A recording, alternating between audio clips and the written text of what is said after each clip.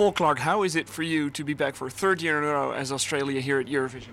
Oh, it's fantastic. It's a dream for us. It really is a dream to be able to perform here. Australians are super competitive. They think of Eurovision like this wonderful fantasy, and that we're allowed to participate is really special to us. Last year we did something that felt special, and we really appreciated that Europe sort of supported us with that. This year we wanted to change and do something a little bit different, because you can't find a new Dami every time. So this time we've gone for someone that's younger and someone that hopefully will touch Europe's heart. You've been on 1 year contracts for 3 times in a row now. Do you feel like you need to prove yourself again every year to be able to get back? I think it's a good way to be. We're on probation, and if we don't come up with a good artist, maybe they just sack us.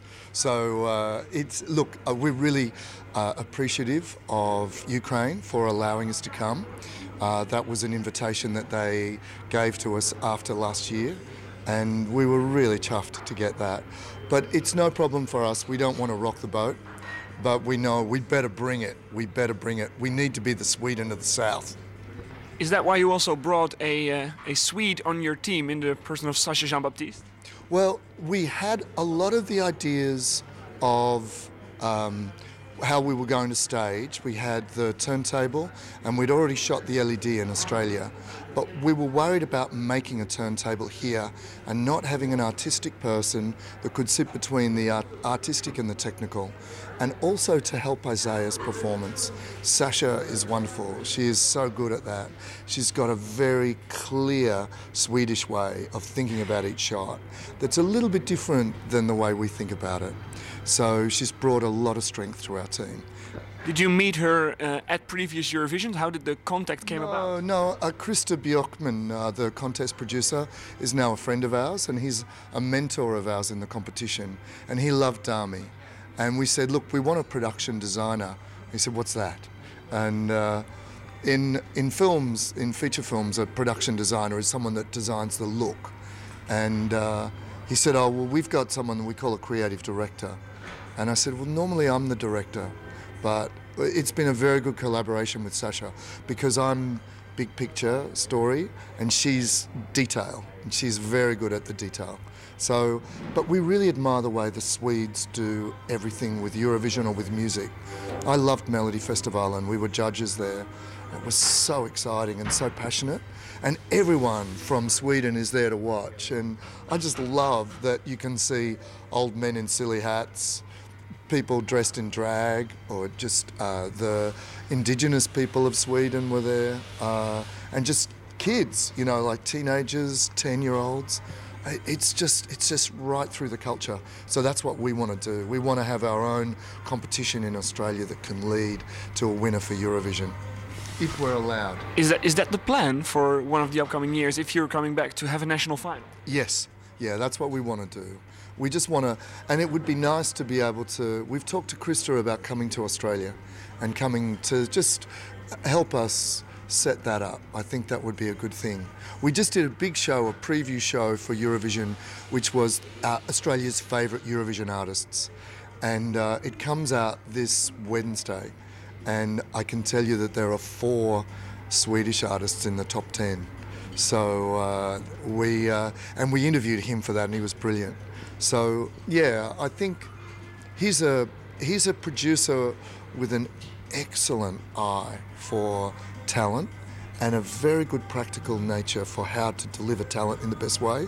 So yeah, I think he's one of the best producers in the world. So we really want to work and draw on his expertise and his friendship. And is he then also going to help you to, because in Sweden, when there is a pre-selection, all the big names don't mind taking part in the pre-selection, they come there. Is that what you want for Australia as well? Yes. Yeah, that's the challenge, because for us, we have to develop a culture where our best singers are willing to compete against each other. So I think that's going to take a little bit of learning and a little bit of narrating that story, that everybody will be prepared to do that. But I think it's possible. The funny thing has been, each year that we've had a long list of people that we're thinking about. And when Last year the story was about communication, and I thought Dami is a really good story there. You know, like her story as a positive story of immigration was a very good one for last year's Eurovision. This year we're celebrating diversity, and Isaiah is such a symbol of Indigenous people in our culture. You couldn't have a better ambassador for a country, but for young Indigenous people he's so important. So we made that decision, but imagine if we were doing a national final and you had 10 or 12 of the best singers kind of competing, and you had the best songs, and you handed each of them to different people, and you had people like the Swedes or the Dutch voting for it. I think it would be very exciting. Yeah, so that's what we're working on next. But we have to know that we're in it next year before we do that. Speaking of the long list of people that you're thinking about, in 2015, of course, you ended up with Guy Sebastian. But if I'm not mistaken, you had someone on the list who is now this year competing for Denmark. Yeah, that's right. Anja Nissen was on our list, and she was on our short list. So it's absolutely fantastic to have two Australians in there. We really wish Denmark well. It's also good that we're in different semi-finals. I feel good about that. You know, it would be awful if one cancelled out the other one and one didn't get to the final and one, you know, in the same semi-final. That would be horrendous. But for Australian, we would call that a bet both ways. You know, like we have a bet both ways. But we really cheer. It wouldn't have been possible for us to get to Eurovision if it weren't for Denmark. They invited us to perform in 2014.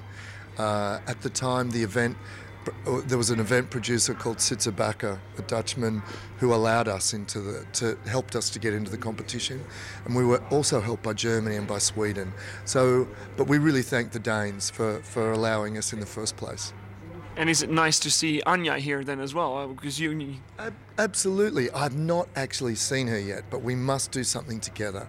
Our schedule has been get the first rehearsal ready, now get the second rehearsal ready. So I think that we will see her over the weekend. But she's a great girl, and she's got a big voice. And it's fun that, it's really fun that Isaiah has won X Factor and that she's won The Voice. It's sort of sweet. So big, busy week still coming ahead. Last question, tell us a little bit about what the schedule for you personally looks like in the next coming.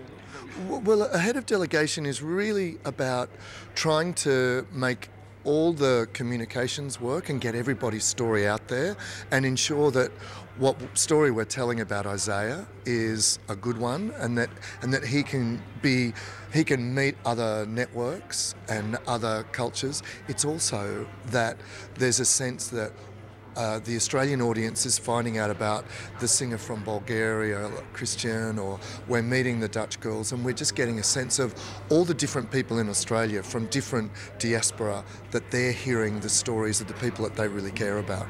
So we're trying to make that happen. At the same time, we're just tweaking what Isaiah's story is, and I think he's very special this year.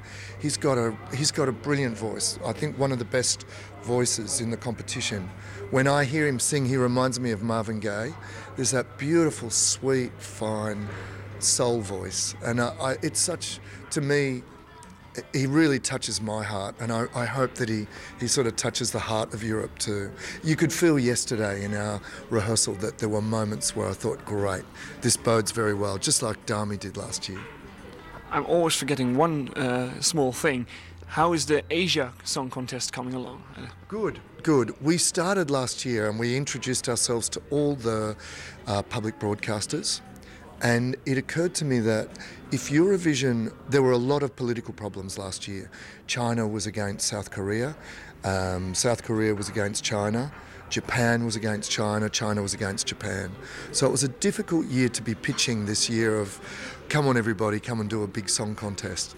What we've thought about since is to think, if Eurovision was to happen now, would it happen on a whole lot of public broadcasters, or would it happen on a pan network? Would it happen on possibly an SVOD, or would it happen in a different way? So we're just looking at those opportunities now. But I assure you, It's our biggest goal to bring Eurovision to Asia. Yeah, we're very keen.